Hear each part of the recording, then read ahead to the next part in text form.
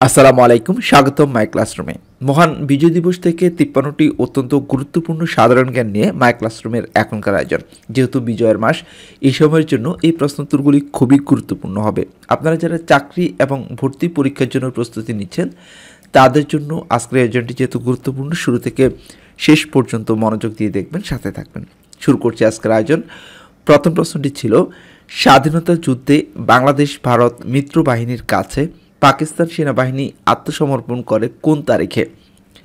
বাংলাদেশ ভারত মিত্র বাহিনীর কাছে পাকিস্তান সেনাবাহিনী আত্মসমর্পণ করে ১৬ ডিসেম্বর ১৯৭১ সালে। মুক্তিযুদ্ধে যৌথ বাহিনীর কাছে পাক হানাদার বাহিনীর আত্মসমর্পণকারী সৈন্য সংখ্যা ছিল কত? পাকিস্তান বাহিনীর সৈন্য সংখ্যা ছিল ৯৩,০০০। ১৯৭১ সালে ১৬ ডিসেম্বর পাকিস্তানি বাহিনী ঢাকার কোথায় আত্মসমর্পণ করে? রেসকোর্স ময়দান, যেটি বর্তমানে সোহরাওয়ার্দী উদ্যান। কোন স্থানে ১৯৭১ সালে পাক বাহিনীর আত্মসমর্পণের দলিল স্বাক্ষরিত হয়েছিল? বর্তমান সোহরাওয়ার্দী উদ্যান, যেটি পূর্বে ছিল রেসকোর্স ময়দান।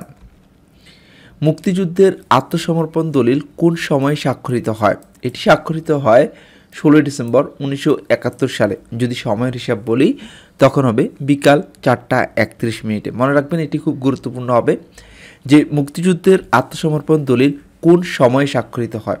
তারিখটা হচ্ছে ১৬ ডিসেম্বর ১৯৭১, সময়টি হচ্ছে বিকেল ৪:৩১। আত্মসমর্পণ দলিলে স্বাক্ষর করেন কে কে?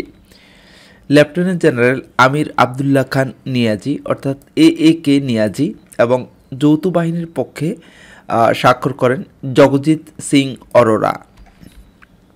১৬ ডিসেম্বর ১৯৭১ কোন পাকিস্তানি জেনারেল ঢাকার রেসকোর্স ময়দানে মিত্র বাহিনীর নিকট আত্মসমর্পণ করে? জেনারেল নিয়াজি। মুক্তিযুদ্ধের বিজয়ের দিন আত্মসমর্পণ অনুষ্ঠানে বাংলাদেশের পক্ষে প্রতিনিধিত্ব করেন কে? Group captain A K Khandakar. আত্মসমর্পণের কারণে এ.কে নিয়াজিকে পাকিস্তানে কি বলা হয়? তাকে বলা হয় বাংলার শ্রীগাল। আত্মসমর্পণের পরে পাকিস্তানিদের যুদ্ধবন্দী অর্থাৎ প্রিজনার অফ ওয়ার হিসেবে নিয়ে যাওয়া হয় কোথায়?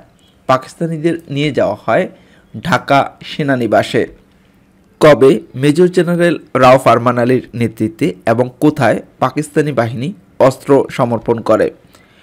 ১৯ ডিসেম্বর ১৯৭১ ঢাকা সেনানিবাসের গলফ মাঠে। আত্মসমর্পণকারী পাকিস্তানি সেনা সদস্যদের কোন কনভেনশনের আওতায় নিরাপত্তা ও অন্যান্য সুবিধা দেওয়া হয়? Geneva convention. বাংলাদেশের বিজয় দিবস অর্থাৎ ভিক্টোরি ডে পালিত হয় কোন তারিখে? ভিক্টোরি ডে পালিত হয় ১৬ ডিসেম্বর। বাংলাদেশে কবে থেকে রাষ্ট্রীয়ভাবে বিজয় দিবস পালন করা হয়? ১৯৭২ সাল থেকে বাংলাদেশে রাষ্ট্রীয়ভাবে বিজয় দিবস পালন করা হয়। ১৬ ডিসেম্বর ১৯৭১ দিনটি কী বার ছিল? এটিও খুব গুরুত্বপূর্ণ প্রশ্ন। ১৬ ডিসেম্বর ১৯৭১ দিনটি ছিল বৃহস্পতিবার। ১৬ ডিসেম্বর ১৯৭১ বাংলা সনের কত তারিখ? সেটি ছিল বাংলা সনের ৩০ অগ্রহায়ণ ১৩৭৮ বঙ্গাব্দ। স্বাধীনতাকালীন ১৯টি জেলার মধ্যে কোন জেলা প্রথম শত্রুমুক্ত হয়? স্বাধীনতাকালীন বাংলাদেশের জেলা ছিল ১৯টি, তার মধ্যে প্রথম শত্রুমুক্ত হয় যশোর। যশোর শত্রুমুক্ত হয় ৬ ডিসেম্বর ১৯৭১ সালে। মুক্তিযুদ্ধের শেষ রণাঙ্গন কোনটি? শেষ রণাঙ্গন মিরপুর, ঢাকা। কোন স্মৃতিসৌধটি সম্মিলিত প্রয়াস নামে পরিচিত? জাতীয় স্মৃতিসৌধ, সাভার। জাতীয় স্মৃতিসৌধ কোথায় অবস্থিত? এটি অবস্থিত ঢাকার সাভারের নবীনগরে। জাতীয় স্মৃতিসৌধের স্থপতিকে বা ডিজাইনারকে?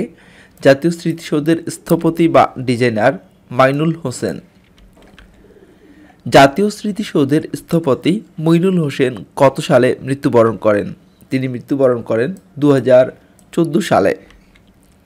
জাতীয় স্মৃতিসৌধের ফলক কয়টি? মোট ফলক ৭টি। জাতীয় স্মৃতিসৌধে কতটি কৌণিক স্তর রয়েছে? মোট 7টি কৌণিক স্তর রয়েছে। জাতীয় স্মৃতিসৌধের প্রথম ফলকটি কোন স্মৃতি বহন করে? ভাষা আন্দোলন। জাতীয় স্মৃতিসৌধের উচ্চতা কত? জাতীয় স্মৃতিসৌধের উচ্চতা হচ্ছে 150 ফুট। এটি মিটারের হিসেবে 45.72 মিটার। জাতীয় স্মৃতিসৌধের ভিত্তিপ্রস্তর স্থাপিত হয় কবে?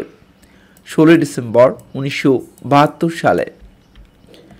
জাতীয় স্মৃতিসৌধের মূল স্থাপনা, কৃত্রিম লেক সহ অন্যান্য স্থাপনার নির্মাণ কাজ কবে সমাপ্ত হয়? 1982 সালে। জাতীয় স্মৃতিসৌধ কবে উদ্বোধন করা হয়? এটি উদ্বোধন করা হয় 16 ডিসেম্বর 1982 সালে। জাতীয় স্মৃতিসৌধের রেপ্লিকা স্থাপন করা হয়েছে অন্য কোন দেশে? মালদ্বীপে। কোন দেশে বাংলাদেশের স্মৃতিসৌধের প্রতিকৃতি স্থাপিত হয়েছে? ভারত। বাংলাদেশকে প্রথম স্বীকৃতি দানকারী দেশ কোনটি? ভুটান। ভুটান কত তারিখে বাংলাদেশকে স্বীকৃতি দিয়েছিল? 6 ডিসেম্বর 1971 সালে সর্বপ্রথম ভুটান বাংলাদেশকে স্বীকৃতি দেয়। বাংলাদেশকে স্বাধীন দেশ হিসেবে স্বীকৃতি দানকারী দ্বিতীয় দেশ কোনটি? ভারত। ভারত বাংলাদেশকে স্বীকৃতি দেয় কবে? 6 ডিসেম্বর 1971 সালে। ভুটানের কয়েক ঘন্টা পরেই ভারত বাংলাদেশকে স্বীকৃতি দিয়েছিল। কোন আরব দেশ সর্বপ্রথম বাংলাদেশকে স্বীকৃতি প্রদান করে? ইরাক। বাংলাদেশকে স্বীকৃতি প্রদানকারী প্রথম অনারব মুসলিম দেশ বা প্রথম আফ্রিকান দেশ কোনটি? অনারব কিন্তু মুসলিম দেশ বা প্রথম আফ্রিকান দেশ সেনেগাল বাংলাদেশকে স্বীকৃতি দিয়েছিল। বাংলাদেশকে স্বীকৃতি প্রদানকারী প্রথম ইউরোপীয় দেশ কোনটি? পূর্ব জার্মানি। স্বাধীন বাংলাদেশকে মার্কিন যুক্তরাষ্ট্র কবে স্বীকৃতি দেয়? মার্কিন যুক্তরাষ্ট্র স্বাধীন বাংলাকে স্বীকৃতি দেয় 4 এপ্রিল 1972 সালে। বাংলাদেশকে চীন কোন সালে স্বীকৃতি দেয়? চীন তারও 3 বছর পরে, অর্থাৎ মার্কিনরা যখন বাংলাদেশকে স্বীকৃতি দিয়েছিল তার ঠিক 3 বছর পরে 1975 সালে চায়না বাংলাদেশকে স্বীকৃতি দিয়েছিল। দেশের প্রথম শহীদ বুদ্ধিজীবীকে? ডক্টর সৈয়দ মোহাম্মদ শামসুজ্জোহা। মুক্তিযুদ্ধকালীন কোন তারিখে বুদ্ধিজীবীদের ওপর ব্যাপক হত্যাকাণ্ড সংঘটিত হয়? 14 ডিসেম্বর 1971 সালে। বুদ্ধিজীবী হত্যার দিন কী বার ছিল? দিনটি ছিল মঙ্গলবার। বুদ্ধিজীবীদের হত্যার দিন বাংলা কত তারিখ ছিল? বাংলা তারিখ ছিল 28 অগ্রহায়ণ 1378 বঙ্গাব্দ। শহীদ বুদ্ধিজীবী দিবস কবে পালন করা হয়? শহীদ বুদ্ধিজীবী দিবস পালন করা হয় 14 ডিসেম্বর। 14 ডিসেম্বরকে শহীদ বুদ্ধিজীবী দিবস ঘোষণা করেন কে? বাংলাদেশের প্রথম প্রধানমন্ত্রী তাজউদ্দিন আহমদ। 1971 সালে মুক্তিযুদ্ধে একজন বিখ্যাত দার্শনিক শহীদ হন, তার নাম কি? তার নাম হচ্ছে জি.সি. দেব বা পুরো নাম হচ্ছে ডক্টর গোবিন্দচন্দ্র দেব। গোবিন্দচন্দ্র দেব ঢাকা বিশ্ববিদ্যালয়ের কোন বিভাগে অধ্যাপনা করতেন? তিনি দর্শন বিভাগে অধ্যাপনা করতেন। শহীদ সেলিনা পারভীন ছিলেন একজন কি? তিনি ছিলেন সাংবাদিক। প্রথম শহীদ বুদ্ধিজীবী স্মৃতিসৌধ কোথায় নির্মিত হয়? ঢাকার মিরপুরে। আজ এ পর্যন্তই। এতক্ষণ পর্যন্ত যারা মাই ক্লাসরুমের সাথে ছিলেন সবাইকে অসংখ্য ধন্যবাদ। আল্লাহ হাফেজ।